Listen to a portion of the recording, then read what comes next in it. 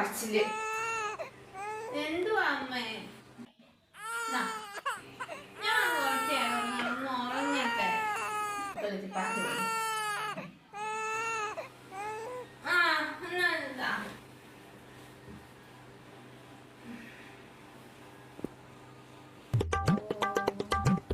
അമ്മേ?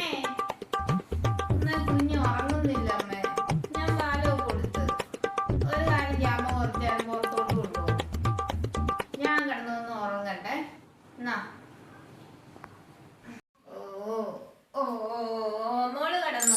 അമ്മ മിറ്റത്ത് കൊണ്ടുപോയി കുഞ്ഞിനെ ഉറക്കിക്കൊണ്ട് വരാം കേട്ടോ. ആവോ,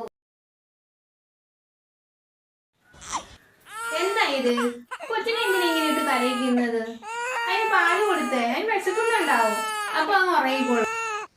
എന്താന്ന് അറിയത്തില്ലമ്മേ, കുഞ്ഞ് കണ്ട് ഭയങ്കര കരച്ചില്. പാലൊക്കെ അങ്ങ് കൊടുത്തതാ. ഈ വീട് മാറിയതിന്റെ ആണോന്ന് അറിഞ്ഞൂട. പിന്നെ നിന്നോട് ഞാൻ വന്നപ്പോ തൊട്ട് പറയുന്നില്ലയോ, അതിന് പാല് മാത്രം കൊടുത്താൽ പോരാ, 3-4 മാസം ആയില്ലയോ പൊടി വല്ലതും കലക്കി കൊടുക്കാന്. എന്നിട്ട് നീ ഇത് വല്ലതും കേൾക്കുവോ? അതെങ്ങനെയാ? നിനക്ക് എളുപ്പപ്പണിയല്ലേ അറിയത്തുള്ളൂ. അമ്മേ, കുഞ്ഞിനെ ഒന്ന് എടുക്കമ്മേ. ഞാൻ പോയി കുളിക്കട്ടെ. കൊറേ നേരമായിട്ട് ഞാൻ പിടിച്ചോണ്ടിരിക്കുവല്ലേ അമ്മേ. അയ്യോ, എനിക്ക് എന്തെല്ലാം പണി കിടക്കുന്നു.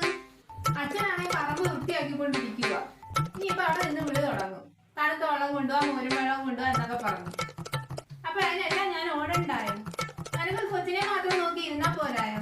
പിന്നെ അവൻ ഉച്ചയ്ക്ക് ഉണ്ണാൻ വരത്തില്ലയോ? അപ്പൊ ആഹാരം എല്ലാം ഉണ്ടാക്കി വെക്കണ്ടായോ? നീ ആ കൊച്ചിനെ പിടിച്ച് അവിടെ അങ്ങ് ഇരുന്നു. എനിക്കാണെങ്കിൽ കുഞ്ഞിനെ എടുക്കുമ്പോ ആണ് ഇങ്ങനെ കഴിവ്. ഓ എന്താ?